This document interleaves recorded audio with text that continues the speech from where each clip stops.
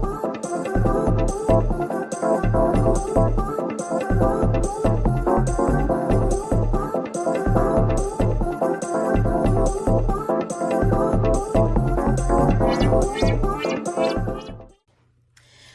I'm Certified Sommelier Beverly Crandon, and welcome to the Wine Down, where we talk about all things wine and make it highly approachable.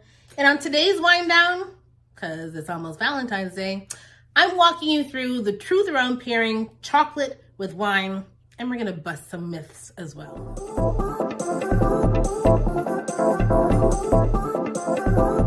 All right, let's be honest. I know you guys are reading a lot of things out there, and when it comes to pairing wine with chocolate, and from what you read, it makes it seem like pairing wine with chocolate is a no-brainer. It's so easy. Everyone should be doing it with ease. I will tell you, nothing can be further from the truth. And it's not just me speaking from my own personal experience, I am, but I'm also speaking backed by science. We're going to break through all of that. And you're going to see why a lot of the things that you read about pairing wine with chocolate is absolutely wrong. I know we've all seen the posts in magazines, on socials, all over the place, wherever you can consume data and content. And you'll see people say things like, oh, I have paired my Twix bar with Merlot and it is fantastic. I read that and I'm like, really, was it fantastic? So listen, I know that the average Twix bar, because I love them, it's my favorite chocolate bar. The average Twix bar has about 24 grams of sugar within it. The average glass of Merlot has like less than 2 grams per sugar in it. So science tells me that might not work. Listen, if your food item or your chocolate is sweeter than your wine that you're pairing it with, it is going to aggressively dominate your wine. What you're going to feel on the palate is that your wine has no structure. You're going to think you're drinking a wine that was left open on the counter for 2 weeks. What happened to the wine? No one wants that kind of pairing. You're drinking the wine because you love it. You want to enjoy the wine. Do not pair it with something that's not going to work. And that's what I'm saying. If your food item, in this case, your chocolate, is sweeter than the wine, don't do that. But don't take me at my word. Let's look at science, right? So science tells us, and we know this now, there are 5 flavors or tastes that as humans, we can pick up or perceive on the palate. So sweet, one of them clearly, sour, salty, bitter, umami. Now they're looking at fat. Fat is in contention to be added there. And so these same scientific studies, as they build upon each other, they start to look at, well, if these are the things that we can perceive as humans on the palate, what other flavors or which of these combinations work really well together? What these studies show you, and I have a blog post which I'll link to. In my blog post, I link out to a study which I reference quite a bit if I'm doing like a really extravagant food and wine pairing and I want to create those crazy wow moments on the palate. I will turn to science, I swear to God. So anyways, but listen. So what they say in these studies, when it comes to sweet, it's extremely difficult. So off the top, I told you, you read these things and people make it seem like it's so easy. I just take out the Merlot in my fridge. No, it is not that easy. So don't feel bad if you're like, I can't pair with sweet very easily. It's not easy. Science tells us so. Why does science say it's the hardest taste perceptor to pair with anything? Is because you're limited. With your other tastes or flavors, you can have lovely complementary or congruent pairings and try all these fun things and make these wow moments on the palate. With sweet, you're limited. Science tells you with sweet, what goes well with sweet is sweet. Secondarily from there is salt. But sweet, by far, hands down, is what works. So what science tells me, when you're pairing a chocolate or a dessert, I'm trying to find something that's as sweet, if not sweeter. But listen, when I was preparing for this, I went onto the interweb and I was like, well, what are people talking about now when it comes to pairing with chocolate? Let me tell you, the red wine that gets called out the most for chocolate pairing is Pinot Noir. And the chocolate it is paired with the most is a Kit Kat. I have never tried this pairing because science tells me it will not work. But you know what? I went out, got Kit Kat. Obviously, I have Pinot Noir at home. I'm a sommelier. Always have that. And so live with you guys right now, I'm going to try this pairing. Again, I've not done it before in my life because science would tell me this will not work. Let's dig into it. Let's see what happens.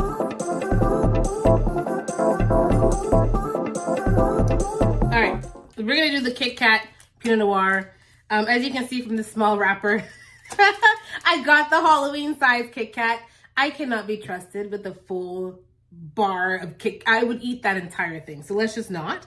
But we're gonna try that. But one thing to keep in mind, because it is that little small size of Kit Kat, what I'm experiencing is a smaller percentage of what you would experience if you were eating the full bar. Because of the full bar, you're taking in more in a bite, like more chocolate, more wafer, more of everything. This is a smaller example of what's to come. So I have the Kit Kat with me. I have a regular milk chocolate for you Canadians. It's the Aero bar. And then I've got a semi-dark chocolate, just in case, just to see. And I may even spin around and pull out some sea salt. We don't know if we're going to go that far with this experiment today, but let's just see. So what I want to do, before I even go into this, I want to share with you some of the comments or the advice that I found on the interweb about pairing Pinot Noir and Kit Kat. Again, one of the most common chocolate pairings with wine. So let me read the first one for you. I don't want to misread something or misrepresent anybody. So the first one, when it comes to pairing Kit Kat and Pinot Noir, they say, the light crisp wafer and milk chocolate are elevated by the light fruit in a Pinot Noir. Okay, let's see. The next one says, the earthy notes of the wine can really bring out the chocolatey flavor. The chocolate is also a perfect combo to mellow out the tannins of the Pinot Noir. That's interesting, considering that tannins are not the first thing that hits you on a Pinot Noir. Okay. And here's one. This last one, this writer consulted an expert. And so this is what the expert had to say. I recommend something, I'm talking about Kit Kat, I recommend something lighter and softer in tannin, like a Pinot Noir or a Gamay. She then goes on to say, those styles won't clash with the milk chocolate and instead make the wine taste bright, juicy, and delicious. Okay, so you read that, you think, well, damn, I'm going to do the Kit Kat Pinot Noir challenge. So let's just try this. I'm going to have the Pinot Noir first because I want to see how I feel about this Pinot Noir when I first sip it.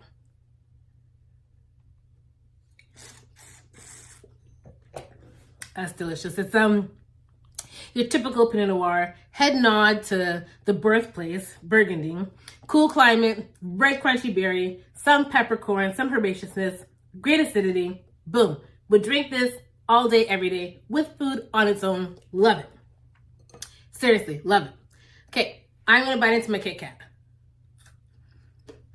And as mentioned, because it's the Halloween size, I'm taking it smaller, like a smaller amount than normal. I'm back to Pinot Noir.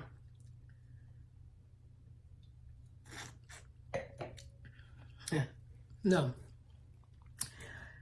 Now this just feels like I'm drinking water with a bit of something else there.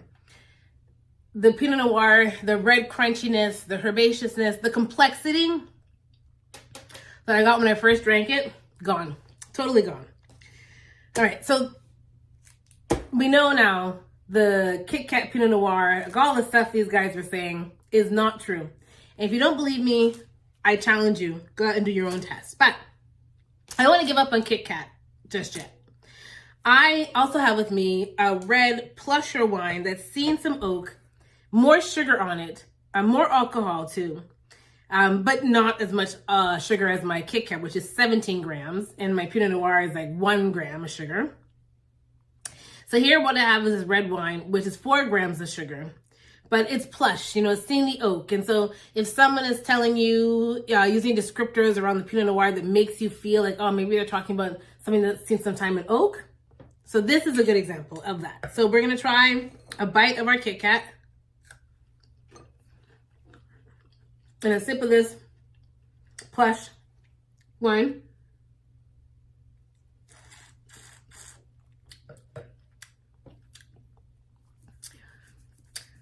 Slightly better, but not giving. Like, this is not why you drink wine. You drink wine to get those complexities, the things we love about it on the palate, and it gave you none of that. It was just flat.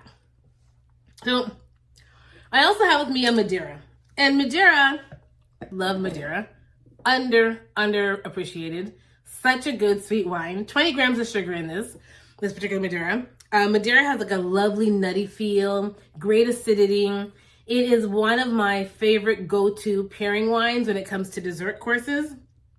And because it's so underrepresented, underappreciated, it is still quite affordable. So I'm going to do Kit Kat, Madeira.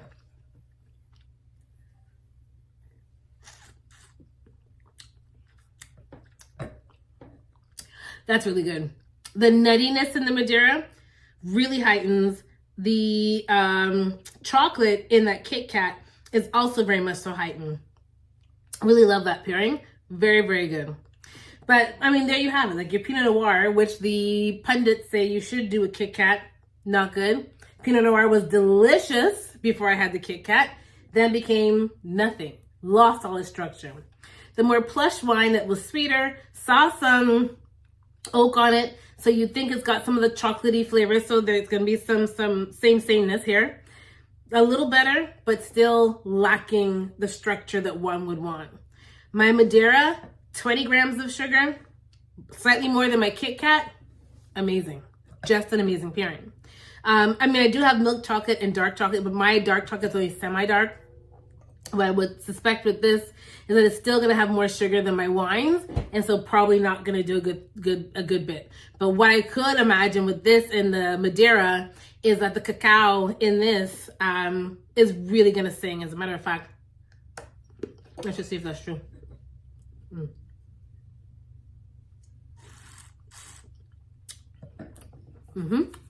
That's really good. I'm telling you, if you've not experimented with Madeira, please reach out, get Madeira, highly affordable, $20-$25 a bottle. You don't need a lot to serve your guests, 1-2 ounces in a glass. Great with dessert. Great with dessert. Okay, let's move on. All right, so that's it. You know, we did the test. We had the Kit Kat and the Pinot Noir, and no, it's not good. It shows you that everything you read on the internet is maybe not true. But I also encourage you to question things when people tell you that this is how you should pair your wine with XYZ food item. Isn't. If you're going to want to pair a dry wine with chocolate or dessert, your dark chocolates are your best bet, which is why I had the semi-dark here, but I should have gone with something a little darker. 100% cacao, less than 4 grams of sugar. So now you're getting into wine territory, and you know that's going to work. So if you're cooking and making something and using 100% cacao, you know that I may be able to take like this plush red wine that we had and put that with it. It is a dry wine, more sugar than the Pinot Noir, but this would likely go great with that dessert item you made with 100% cacao. Or look at infusing your dark chocolate with elements that you find in wine, like violets or peppercorn or sea salt. Now, if you do that, you're going to have more elements that you can pair with, and you've got more options when it comes to finding a wine for that.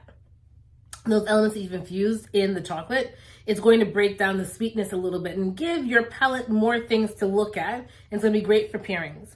But listen, the science says it and backs it.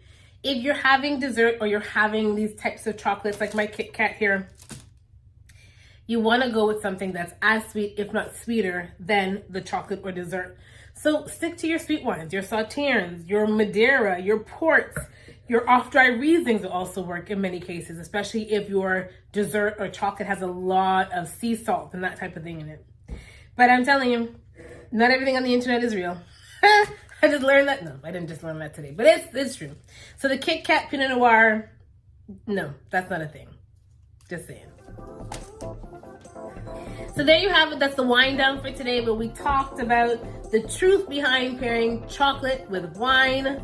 The next time you see something on the internet or on socials and people are giving you these ridiculous and ludicrous pairings for your dry, red, or white wine, you need to question that. As we learned today, science says sweetness is the hardest flavor, taste to pair with because it's limited. What goes best with sweet is sweet. So if your dessert is going to be on that table and you want to wine for that, find a wine that is as sweet or sweeter. Not only do I say so, but science says so. And we did the experiment today. As a matter of fact, I encourage you to open up your Pinot Noir, get a Kit Kat, full bar or Halloween size, and you try the experiment. And you let me know how it goes. Drop me some comments. I'd love to hear what you got to say. I'm also going to link to that blog post that's got the link to the studies, so you can see that too. Cheers.